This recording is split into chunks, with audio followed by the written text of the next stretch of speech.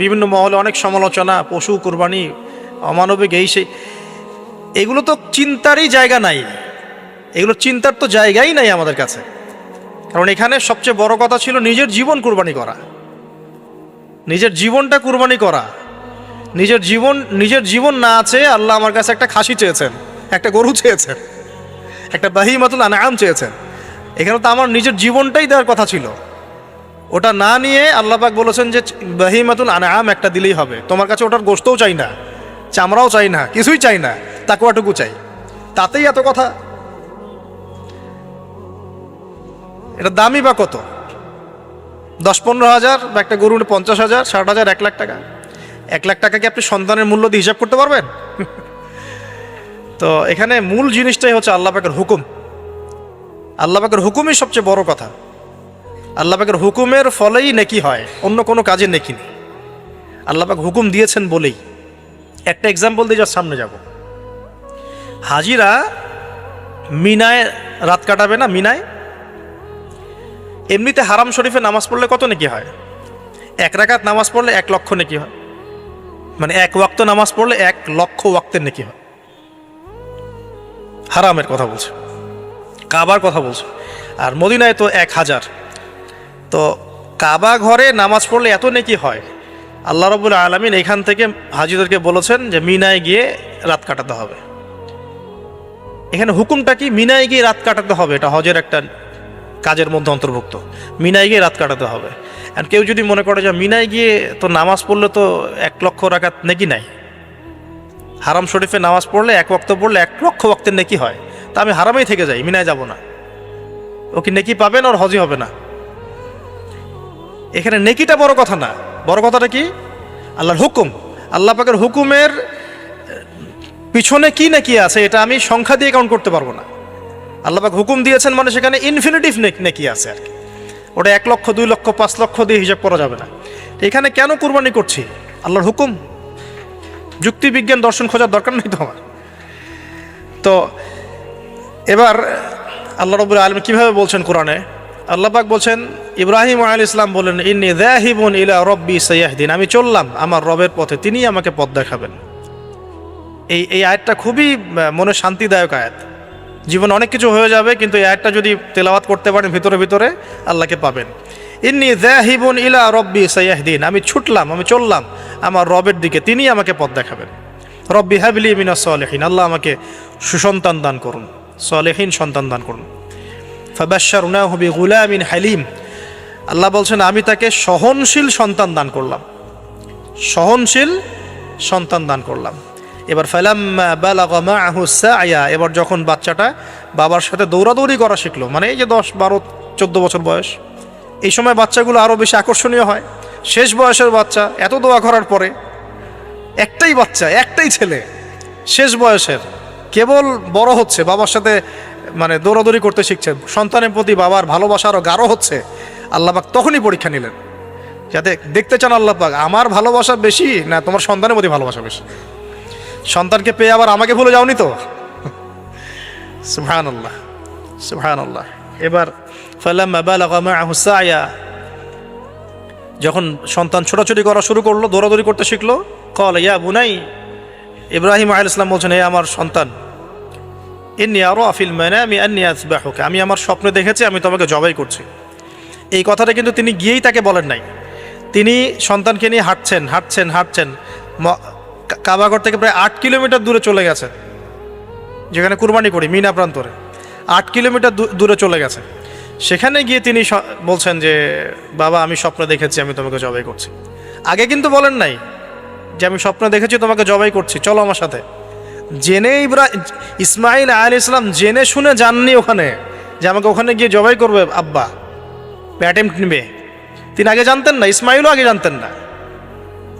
যখন তাকে নিয়ে গেছেন, ওই স্পটে নিয়ে গেছেন যে যেখানে জবাই করবেন বা মনস্থ করেছেন, ওইখানে গিয়ে তিনি বলছেন যে ইন্নী আরা ফিল মানামি আন্নী আযবাহুকা, বাবা আমি স্বপ্নে দেখেছি আমি তোমাকে জবাই করছি। ফানজুর মাযা তারা, তোমার রায় কি আমাকে বলো, তুমি কি ভাবছো আমাকে বলো। যেমন বাবা, আর যেমন বাবা তেমন সন্তানের চেয়ে এখানে বড় কথা হবে, যেমন মা তেমন সন্তান। কারণ মা বলেছিল এক সময়, আপনি কোথাও যাচ্ছেন আমাদেরকে ছেড়ে, তাই না? মনে আছে? ও আচ্ছা, আল্লাহ আদেশ করেছেন, তাহলে আল্লাহ আমাদেরকে ধ্বংস করবেন না। ঠিক ওই রকম মায়ের গর্ভ থেকে এই সন্তান যে বলছে যে ইয়া আবাতি, হে আমার আব্বা, ইফআল মা তুমার, আপনি করেন, আপনাকে যে আদেশ করেছে আল্লাহ পাক আপনি সেটাই করেন। সাতাজিদুনি ইনশাআল্লাহু মিনাস সাবিরিন, ইনশাআল্লাহ আপনি আমাকে ধৈর্যশীল পাবেন। একটা ছেলে আমাকে দেখেন এই জেনারেশনের একটা ছেলে যে এইভাবে আল্লাহর জন্য জীবন দেওয়ার জন্য প্রস্তুত আছে। দেওয়ার দরকার নেই জীবন, আল্লাহর জন্য জাস্ট 5 ওয়াক্ত নামাজটা পড়ুক, আল্লাহর জন্য 5 ওয়াক্ত নামাজ পড়ুক, ফজর এশা সহ আল্লাহর জন্য রেগুলার তাহাজ্জুদ পড়ে। জীবন দেওয়া বহুত দূরের কথা, এটা হাইয়েস্ট লেভেল, এটা আমি বলতে চাচ্ছি না। আল্লাহর জন্যে কোরআনটা হিফজ করেছে, একটা পড়া হিফজ করেছে, বা অ্যাটলিস্ট আল্লাহর জন্য কোরআন তেলাওয়াত করা শিখেছে, জাস্ট রিসাইট করা শিখেছে। আল্লাহর জন্যে মানে কোনো মাদ্রাসায় বা কোনো ওস্তাদের কাছে বা কোনো কোর্সে 6 মাস, 1 বছর, 2 বছর পড়াশোনা করেছে। আল্লাহর জন্য একটু দাওয়াতি কাজ করেছে, আল্লাহর জন্য একটা বই লিখেছে, আল্লাহর জন্য দিন প্রতিষ্ঠার কিছু চেষ্টা করেছে, মানে আল্লাহর জন্য কিছু করেছে। এই এখনকার যে হিউজ জেনারেশনটা আছে, লাখ লাখ কোটি কোটি ছেলে মেয়ে, এখান থেকে আপনি আমাকে 5% ছেলে মেয়ে দেন, ইনশাল্লাহ দিন কায়েম করে দিব বাংলাদেশ, ইনশাল্লাহ। 5% দেন, খালি খুঁজে বের করেন প্রত্যেকটা ঘরে ঘরে একটা করে এরকম ছেলে আছে নাকি যে বলতে পারে যে ইয়া আবাতি ইফআল মা তুমার সাতাজিদুনি ইনশাআল্লাহু মিনাস সাবিরিন। কি শিক্ষা মা দিয়েছেন ছেলে সন্তানকে, কি শিক্ষা মা দিয়েছেন সন্তানকে, কি শিক্ষা মা দিয়েছেন সন্তানকে। আর এরকম মাই বা কোথায় পাবেন এখন আপনি, এরকম মাই বা কোথায় পাবেন? বাসায় বাসায় সব স্টার জলসা, জি বাংলা মা এখন, হ্যাঁ ঘরে ঘরে এগুলা মা সব এখন, স্টার জলসা মা, জি বাংলা মা, হলিউড, বলিউড, ঢালিউড সব ভর্তি। এদের তো মানে কি, এদের জীবনটাই পাশবিক, এদের জীবনটাই পাশবিক। এমন মাদেরকে, স্ত্রীদেরকে আমরা ঘরে নিয়ে আসতেছি, স্বামীর হায়াত কমায় রেখে দিচ্ছে একেবারে, সারাদিন দুনিয়া দুনিয়া দুনিয়ার দুনিয়া।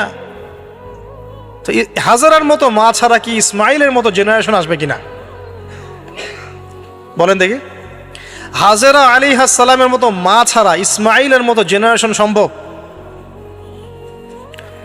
আর ইসমাইলের মতো জেনারেশন না পেলে বাংলার জমিনে বা সারা বিশ্বে দিন প্রতিষ্ঠা হবে? কোনোদিনও সম্ভব না।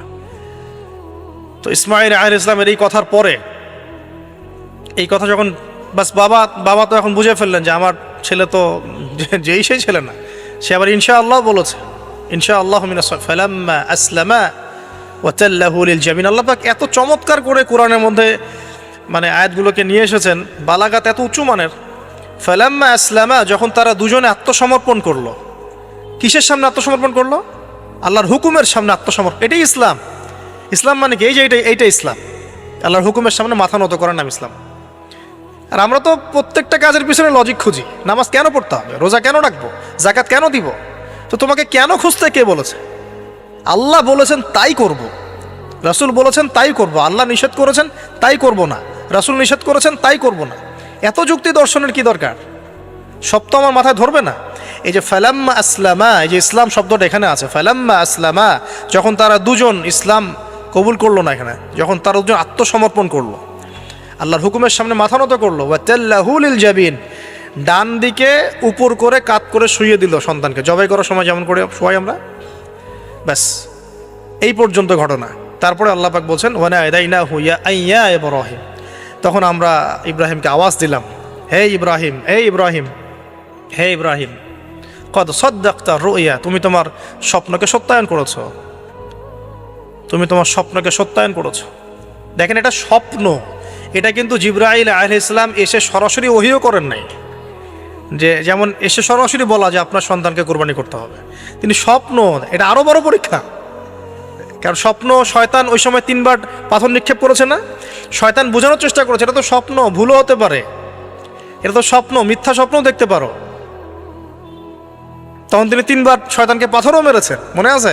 ওইটা কিন্তু হাজিরা এখনো করছেন না? দেখেন আরো বড় পরীক্ষা। এখানে কিন্তু সরাসরি জিবরাইল আলাইহিস সালাম এসে বলেন না যেটা করেন, বরং স্বপ্নের মধ্য দিয়ে মেসেজ দেওয়া হচ্ছে। এখন তো আমরা অনেকে স্বপ্নের স্বপ্নের অস্তিত্ব অস্বীকার করি। স্বপ্ন সত্য হতে পারে অনেকেরই, অমুসলিমেরও স্বপ্ন সত্য হতে পারে।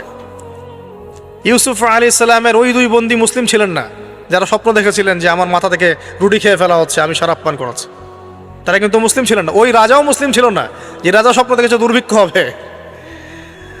তো স্বপ্নের সত্যতা আছে, তবে সেটা সত্য স্বপ্ন একরকম, মিথ্যা অলিক স্বপ্ন আরেক রকম। আর নবীগণের স্বপ্ন কি হয়? ওয়াহি হয়। নবীগণের স্বপ্ন এক প্রকার, ওয়াহি হয়।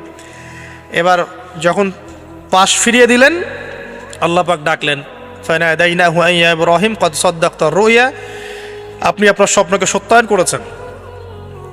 কদ সাদ্দাকতা রুইয়া, এটা ছিল আল্লাহর পক্ষ থেকে একটা বড় পরীক্ষা। ওয়াফাদাইনাহু বিযিবহিন আযীম, এখানে আসছে এটা, ওয়াফাদাইনাহু বিযিবহিন আযীম। এরপর আল্লাহ পাক সেখানে একটা মহান কুরবানি দিলেন। এই যে আমাদের কুরবানির সুন্নত আসলে, ওয়া তারাকনাহু লিল আখিরিন, এবং পরবর্তীদের জন্য এই সুন্নতটাকে আমি রেখে দিলাম। সুবহানাল্লাহ, মানে কিয়ামত পর্যন্ত এখন এই সুন্নত থাকবে ইনশাআল্লাহ। কদ সাদ্দাকতা রুইয়া ইন্না কাযালিকা নাজজিল মুহসিনিন ইন্না হাযা লাহুয়াল বালাউল মুবিন। হ্যাঁ, وفديناه بذبح عظيم وتركناه للآخرين سلام على إبراهيم। এবার শেষে আসছে যে ইব্রাহিম আলাইহিস সালামের প্রতি শান্তি বর্ষিত হোক, সালামুন আলা ইব্রাহিম। আমরা বলি সালামুন আলা ইব্রাহিম আলাইহিস সালাম। এবার পরীক্ষায় পাশ, আল্লাহ রাব্বুল আলামিন সব পরীক্ষায় যখন ইব্রাহিম আলাইহিস সালাম পাশ করে গেলেন, তখন তাকে জাতির পিতা ঘোষণা করলেন। মনে আছে? ওয়াইদ ইবতালা ইব্রাহিম রাব্বাহু বিকালিমাত, যখন আল্লাহ রাব্বুল আলামিন ইব্রাহিমকে বহু পরীক্ষা করলেন, অনেকগুলো পরীক্ষা করলেন। যখন ফালাম্মা আতাম্মাহুন্না, যখন তিনি পরীক্ষায় উত্তীর্ণ হয়ে গেলেন, তখন আল্লাহ পাক বলছেন, ইন্নী জাইলুকা লিন-নাসি ইমামা, আমি তোমাকে পুরো মানব জাতির ইমাম বানিয়ে দিলাম। সুবহান।